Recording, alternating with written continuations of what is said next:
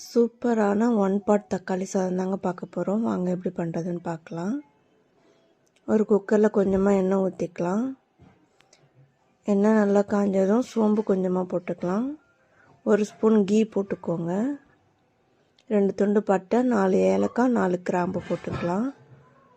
நல்லா பொரிஞ்சதும் 2 பெரிய வெங்காயத்தை கட் பண்ணி சேர்த்துக்கோங்க. 2 பச்சை மிளகா, கொஞ்சமாக கருவேப்பிலை சேர்த்துக்கலாம்.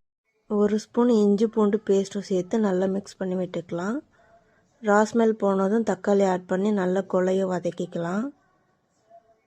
தக்காளி நல்லா வதங்கினதும் மசாலா ஆட் பண்ணிக்கலாம். கொஞ்சமாக சில்லி பவுடர், கொஞ்சமாக தனியாத்தூள், கொஞ்சமாக கரம் மசாலா நல்லா மிக்ஸ் பண்ணி விட்டுக்கலாம். உப்பு லைட்டாக ஆட் பண்ணிக்கலாம்.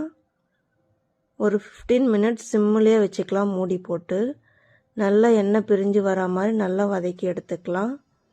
நல்லா இந்த அளவுக்கு வந்ததும் நல்லா மிக்ஸ் பண்ணி விட்டுட்டு, நான் 3 கிளாஸ் அரிசி எடுத்திருக்கேன். அந்த அரிசியை ஆட் பண்ணிக்கலாம். 3 கிளாஸுக்கு 6 கிளாஸ் தண்ணி ஊற்றிக்கலாம்.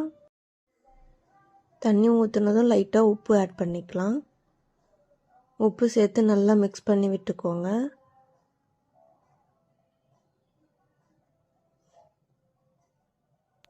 கொஞ்சமாக கொத்தமல்லி சேர்த்து மூடி போட்டு 3 விசில் விட்டு எடுத்திங்கன்னா சூப்பரான தக்காளி சாதம் ரெடி ஆகிடும்.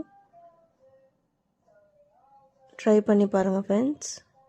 வீடியோ பிடிச்சிருந்தால் லைக் பண்ணுங்கள், ஷேர் பண்ணுங்கள், சப்ஸ்கிரைப் பண்ணுங்கள்.